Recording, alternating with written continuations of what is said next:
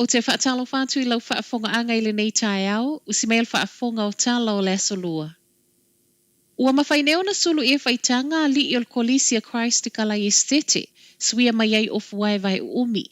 O se suinga walo ia ele tōninga al kolisi e peona moli mawaile pulea o ngai tala ale leitio a New Zealand.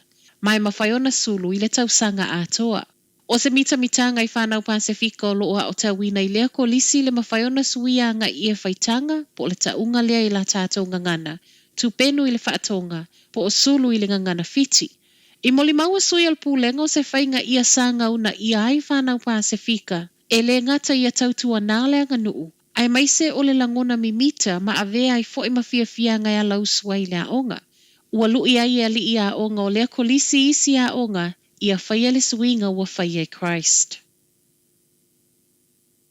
Ua whailo mai suinga o le kāpeneta Jacinda Ardern, ato ai ma le whaamawai mai o le fofonga whetalai. O Chris whaafoi o le minista o whe malanga inga, ua filifili e whaamawai mai polo kiki ai whaatasi atu I lona a inga.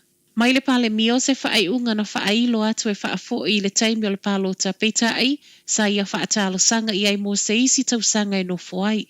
Ua whaaftai ai fo I le pale mio whaafoi lona sao I le toe whetu una inga o whe malanga inga ato ai, ma le whaatulangana o whaasalalaunga.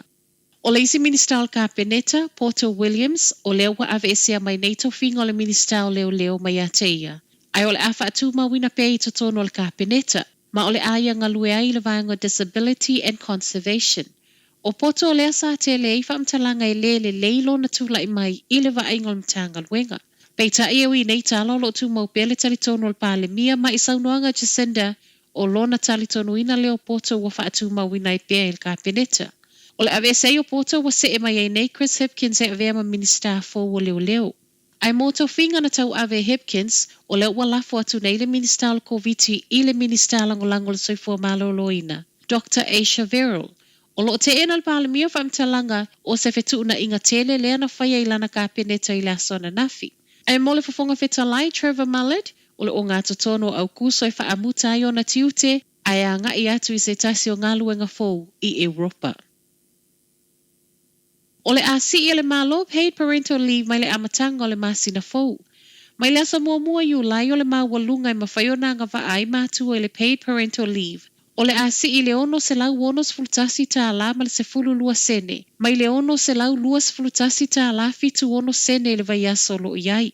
Tu sale ma le ono tesi ma le tolu pa sene si itanga ai ele ave esea le la fonga. Mai le Minister Workplace Relations Michael Wood o se swingo lo watu iai ma le whainga tā o le taunga tā o le soifuanga lo iai. Mo le to atele o ainga pe ona iei leo lua e kuata o le neitau sanga wha amawina le ono tesi ma le iwa pa sene inflation. O se whaatu sanga e wha apeo le ama wai le wha se fulu tā la wha o popo I le vai aso. A o se swinga mo le tusa ma le lua se fulu wafe a inga kiwi. Ai mo tangata wa tā ua self-employed o le a si mai le lua se lau tā la I le lua se lau se fulu lua tā la I le vai aso. Tu sale ma le se fulu I tu la whainga aluenga tutongi ai I le tutongi mawalalo. Le mawhaiona fo I ane nisi o lātou ainga na pō no le tāpuni a peo a wale waikanae, mafua mai I la auto o ulu ma le palapala solo. E o mai lava na pō o a fia fe malanga inga le tele o vaenga le atunu u ona o le lolo wao le tau. E reporti na pō me le Kapiti Coast District Council o le malolosi o Savili ma le tele o la auto o ulu. Na tāpuni e le tele a wala ma ona o le saunga le mu. Na le wha aua wina I le tele o ngā luenga wha mamana fua mua na nafi. I waikanai lava, tu ufantasia talafolo mo tu sia pele ele tise le tele o fale o ainga. I le South Island ta ua mai le tāpuni o nisi o aonga ono le mahalosi o le aisa, ma I wha mauninga le mtangal wenga o aonga se fulu lua aonga na le mawhaio na tatala. I au kilania wha alima le leo na tāpuni le awala lau papa le Harbour Bridge ana nafi e se le tele o isi awala na afia. I reporti o le tau, fōlinga mai o le awha alongo ina pēr winga lolo wā le tau le tu I saute o le atunu I le so, ma na yaso le neiva yaso. Matala muli, o le ato e awhe le Wiggles ni usi la ilana malanga ta amilo I le masino au kuso.